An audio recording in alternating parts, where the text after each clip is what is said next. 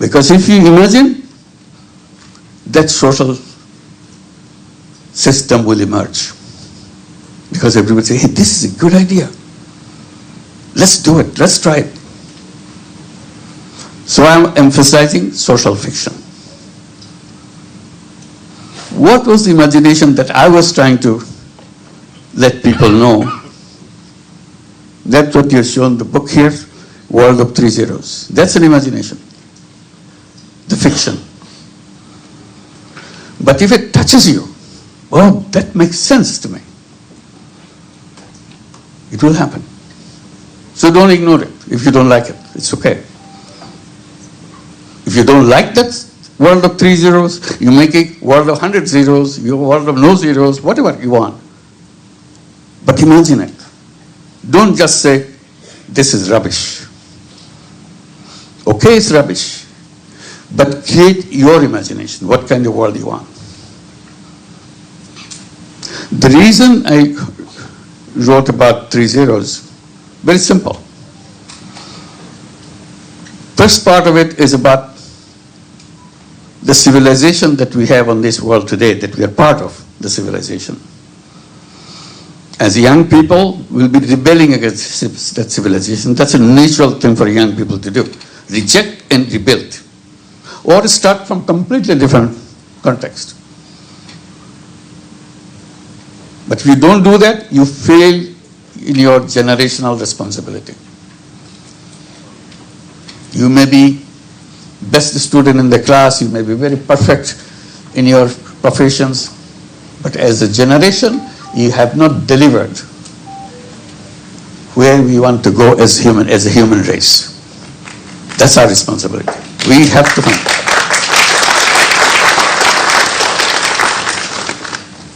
So I came to the conclusion in my first part of the story, the civilization that we are going through is a self-destructive civilization. We cannot protect ourselves from that civilization. This civilization will kill us completely. We know that, but we ignore it. Okay, today is fine. They are talking about something which probably will never happen. Just ignore, make us comfortable. They say the environment is going into the direction that will destroy this whole planet.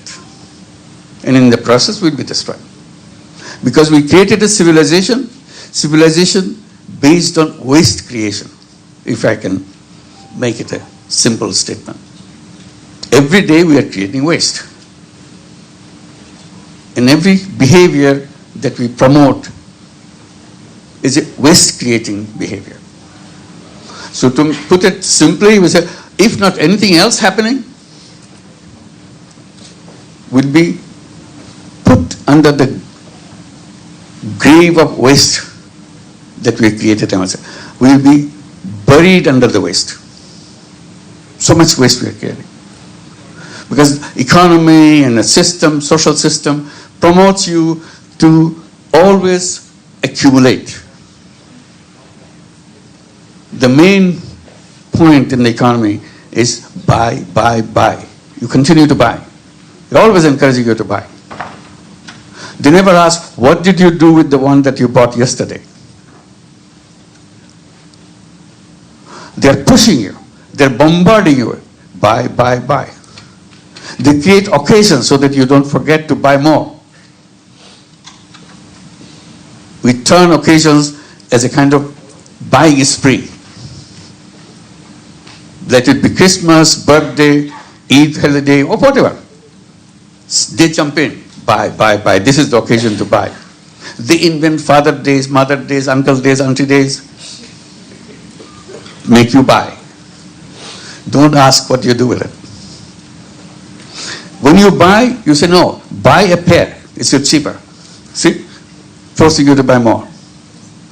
Or buy on those days, we have a big discount. Always forcing you to buy. What you do after that, that's not your responsibility. The more we buy, the closer we get to the ultimate day.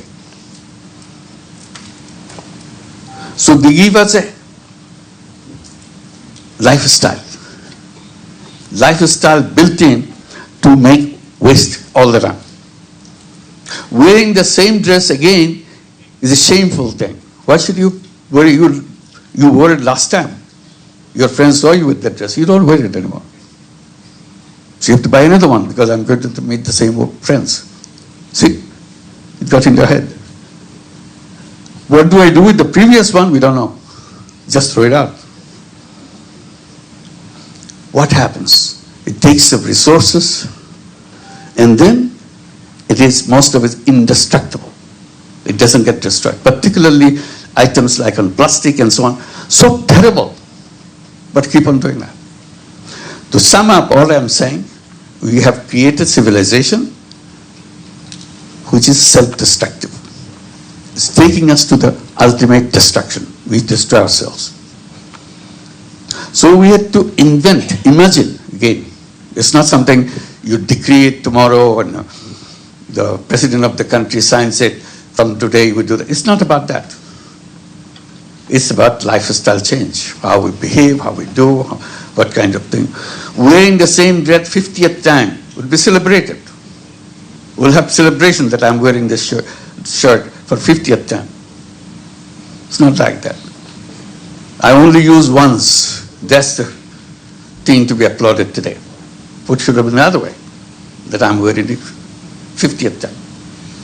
This is the shirt my fathers used to wear. And I'm wearing, my son, my daughter is getting ready to grab it. That's the direction we should be going, not the other way around.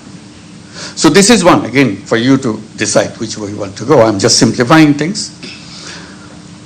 This civilization will be a victim of environmental disaster because we are not aware of it. We don't want to do it. We say, okay, nothing is happening. I don't see anything. These are just talks. This is not real. It is real. Just because it comes in a slow motion doesn't mean it doesn't exist. Simply you can just bypass, ignore. But it's coming, for sure. The second one, that the imagination of the world that I'm thinking, world of 3 zeros. What are the zeros for? First zero is zero net carbon emission. I don't want any carbon emission in my life. I don't want any carbon emission in the whole universe. So that we protect ourselves. This is a responsibility. Otherwise we destroy ourselves. We talk about it, we write about it, but we carry on our life as if this doesn't apply to me. It's for somebody else. The second zero that I talk about, zero wealth concentration. You know all the wealth that we make globally? Every day we are creating new wealth. Have you ever asked, where does this wealth go? I know this has got big, he become a billionaire, he got multi-billionaire, he got millionaires, and we know that. But what does it mean to have become billionaires and surplus? Simple thing. Wealth that we create goes only one direction. It doesn't go in all directions. It goes only one direction. It goes to the top. Few people in the world pick up all this wealth to themselves. Then we get the big headlines, he's a billionaire, he's a super billionaire, and so on. This is not to be celebrated. This is something to feel sad about, angry about. What kind of economy have we built that wealth goes only in one direction? Wealth doesn't have any other direction. It has only one direction. It goes to the top. Because we created all the institutions around us, banks, policies, and all the things that you hear about in your economics book, all built to let the wealth go in one direction. We tried to do it a little bit differently, to make a little space so that wealth can go downwards. Wealth goes to the top, and not only top, it goes to the top men. You don't hear about multi-billionaires women. You hear about men. So that's the direction wealth goes. So what we tried to do in a tiny way in our own campus, trying for to have little wealth go in the direction of the bottom people. That became known as microcredit and all that. But that's a minuscule, little segment, little piece of the huge mountain of wealth, which they will never see. Why? Because system doesn't allow that. System push the wealth only on the top. You're going to stop that. Because the system is built, and we study, we go back and make it stronger, because you are graduate from this university, you know everything. So you make sure it works in a more concrete way, strong way. It continues to do the same thing over and over again. The second zero is in a new civilization that we are trying to create. It should be zero wealth concentration. Wealth will not go in that system that we developed or we imagine. That's the imagination part comes, where wealth starts coming down to the people.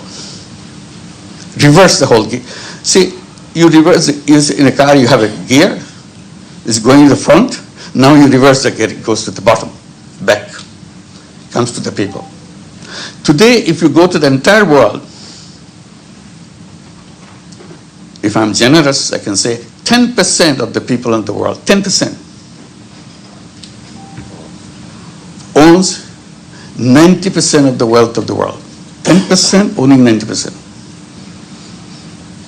And that's not a just system. Tomorrow, it will be 9% owning 95%. That's the direction. And soon, very soon, maybe your generation, maybe close to your generation, 99% of the wealth will be owned by 1% of people. That's the direction. You can't change it. So we want to put it in reverse gear. Say no wealth concentration. We want to build a civilization, system. University is the place where design systems. So this is your responsibility, the super powerful generation that you are. And if you pay your attention, it will be done. It's not difficult then. Simply we don't pay attention to it. That's my grudge. That's the point I'm trying to bring it to you as young people.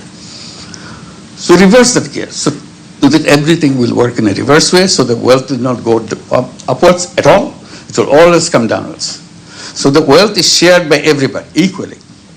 By the system, not government order, by not some theory, not by some, because it's automatic, it will do that in a way, it happens.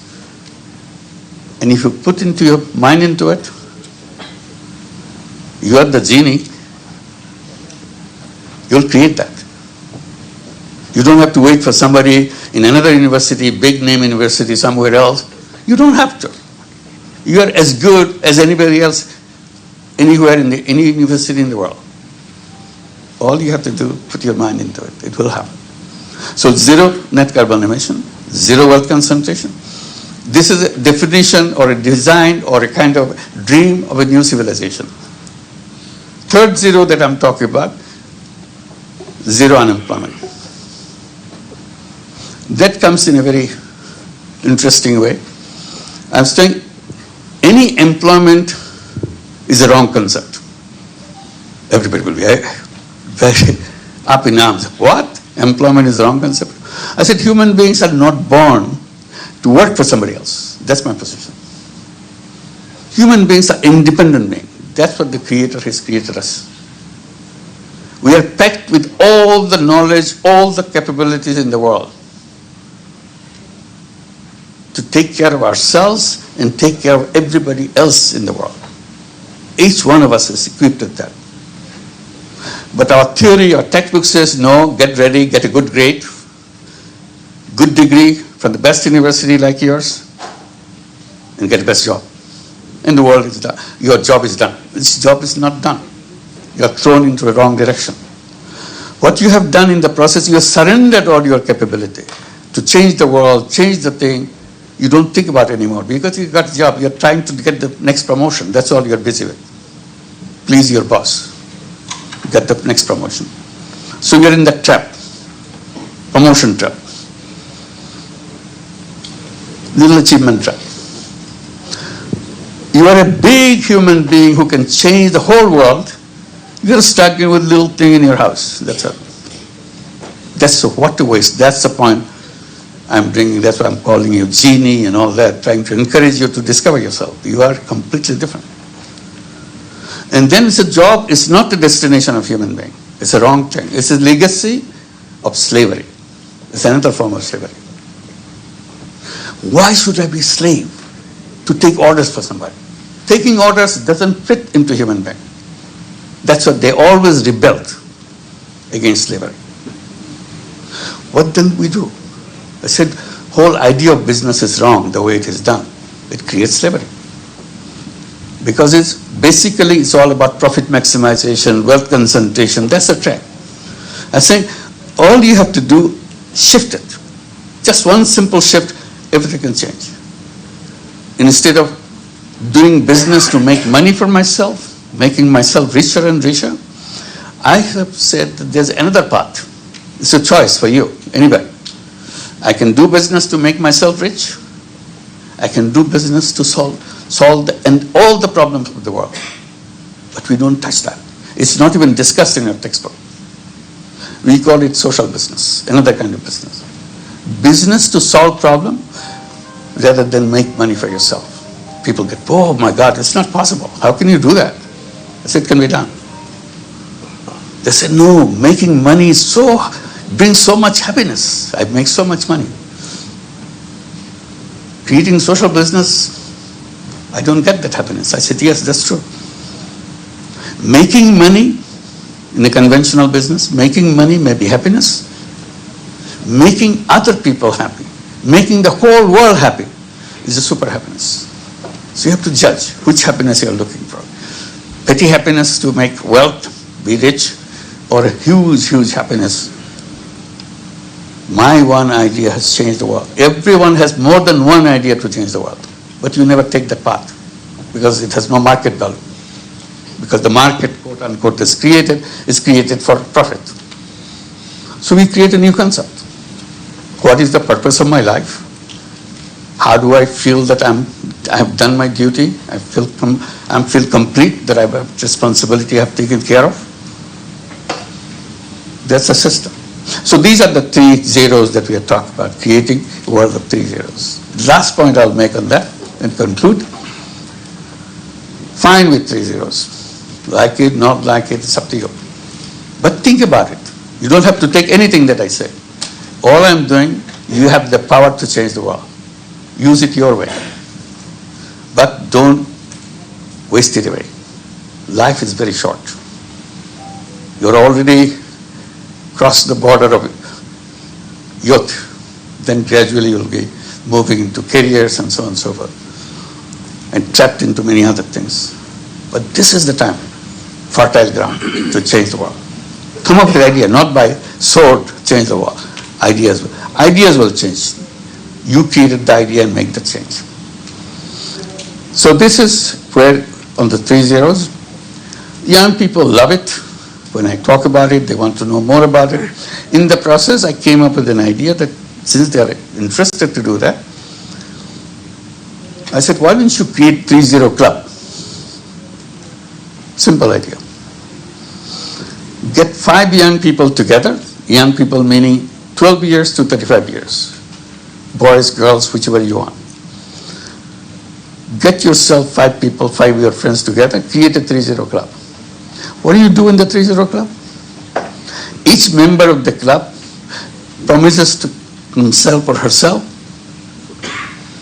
I will not in my work, in my daily work, contribute anything in carbon emission. If I'm doing the creating carbon emission now, 7 days a week, in everything I do, there's a lot of carbon emissions involved. I will make sure to begin with, I'll reduce it to 6 days a week. 1 day will be carbon free for me. I'll not do anything which creates carbon emission. If I'm successful, I'll do it for 5 days a week. 2 days carbon free. If I'm successful, 3 days a week, 2 days a week, 1 day a week, and no carbon emission from me. So I'm carbon free all of the time. This is the commitment I make, and it may take time. I can do it faster. It's up to me. It's my decision. I will not do anything which contributes to wealth concentration. It's possible. If I run business on a social business format, there is no wealth concentration because I don't make any profit for myself. My business is to solve the problem of the people. And that has no involvement with wealth concentration. So I will not contribute to wealth concentration. I will not contribute to employment because I'll be an entrepreneur. All human beings are entrepreneurs, not job seekers. That's a kind of flip side. So once I become free from carbon emission, wealth concentration, I become a 3-0 person. Entire 8 billion people are doing otherwise, but I make myself 3-0 person. I don't contribute to that. I am free from that contribution. I'm not the cause of any of these problems. And if 5 of them do that, so 5 of the young people together decided we are free, we are all 3-0 persons. So luckily now thousands and thousands of young people signing up, going to their website and registered themselves at 3-0 clubs. Now about 45 countries have thousands of 3-0 clubs. We are not doing anything, simply tell them that we let us know, get your address so that you can talk to each other. So that could be just an initiative by yourself. It doesn't wait for anybody's permission or anything. But in the process, if it catches up, we can create the 3-0 worlds. It's not a simple imagination which can be translated in the beginning in a small way, but it can pick up the speed. Really create the 3-0 world. And if you have a 3-0 world, we have created a new civilization. That's the only way we can survive. Otherwise, we don't survive. Sorry to give you a kind of bad feeling about the world, but we have to be aware about where we are, and we have the power to change it. That's my emphasis point, that we are one single individual, one of you right here, can change the world forever. That's the power we have. Thank you.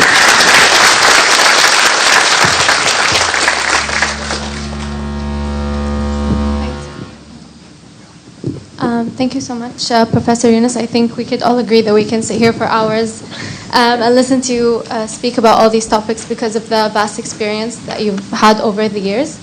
So I'll start with one question and then we can take the questions from the audience. I think we've talked about the bigger picture, so I think maybe we need to narrow it down a little bit. So I was wondering, it's been 5 decades since the microcredit initiative.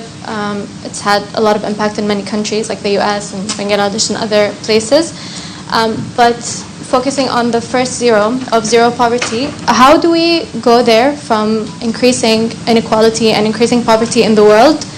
And what can microcredit do specifically if the structural causes of poverty, like you said, rampant consumerism, people feeling like they have to consume more and more wealth concentration remain untouched? Just one point to emphasize. I draw the attention. Poverty is not created by the poor people. Who created it? System that we developed in the world creates it every day. And we are teaching you how to do it. Strengthen that system. That's the problem. We are not creating the counter system, how to not to create poverty. There are business schools everywhere. And I'm invited to speak in the business schools. I said, I'm here just to tell you that you are doing wrong things. You are creating the businesses to make people poor. You think you are rich? You are rich, but people are poor. They say, what do we do? I said, why don't you? I'm not stopping you because people need it. They register you, they pay you, you teach them. All I'm saying, you are teaching every student how to make more money for their company. They will be working with those companies. And your job is to make sure they get lots of money and very successful and get growth with your success. That's your business. I think it's wrong, but I cannot stop.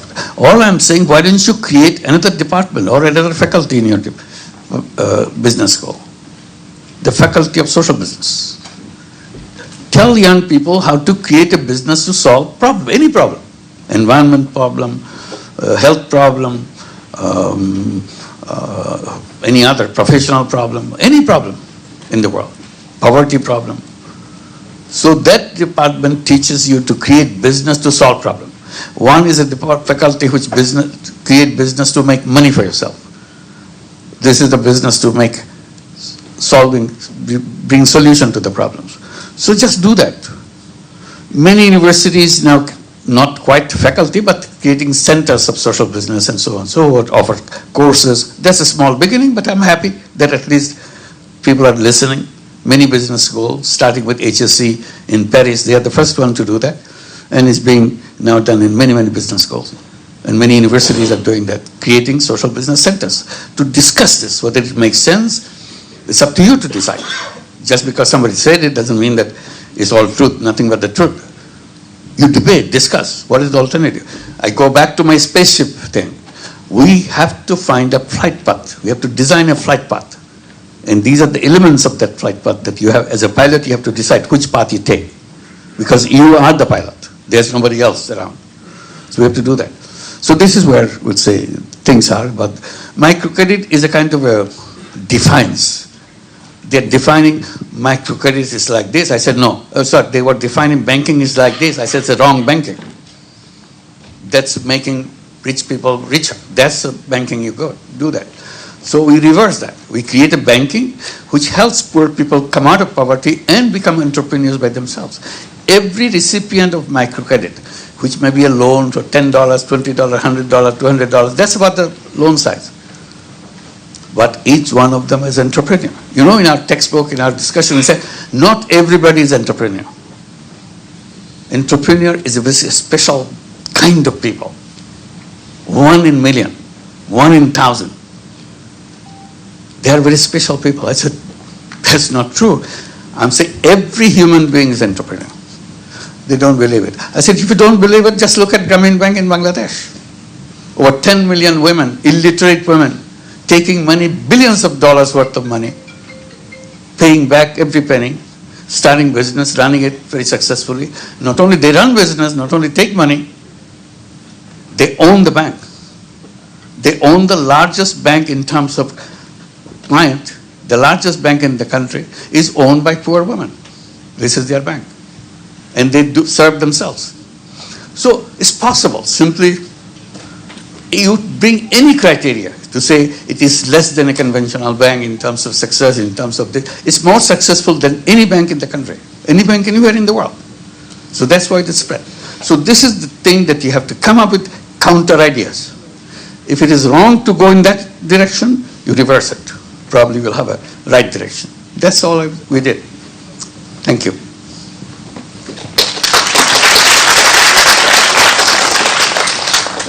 So the idea is focusing on defiance and going against what the bankers are saying. We do the opposite. What the bankers are saying, we do the opposite, essentially.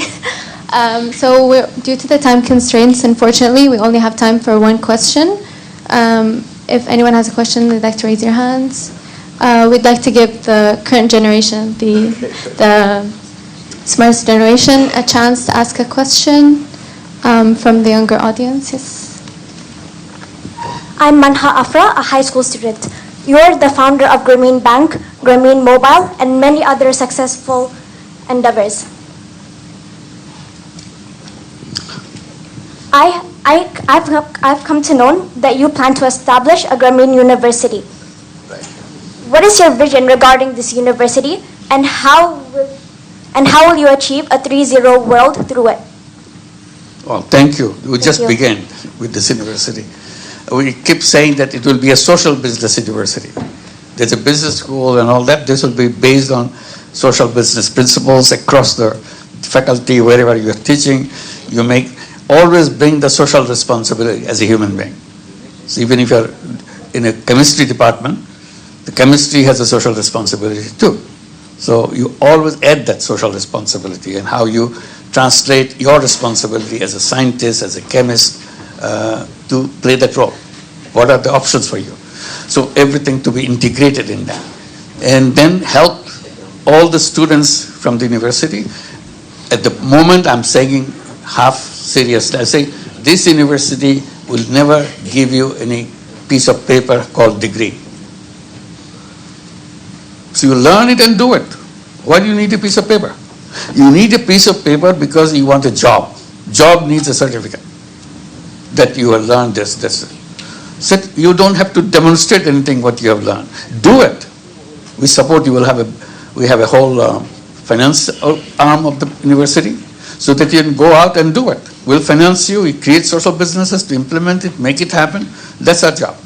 So you don't look for a certificate. Just look for design. Start designing in every class that you go through. Keep on designing this.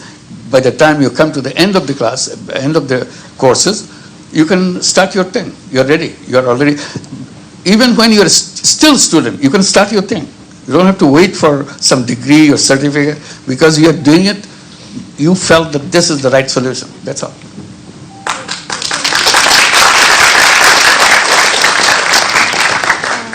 So we will close the session here for today. Hopefully we'll be able to have you on, sorry, we have no time. We have no time. I'm sorry. We're unfortunately out of time, but hopefully we'll be able to welcome you back on better occasions. I look forward to it. Thank you. Thank you.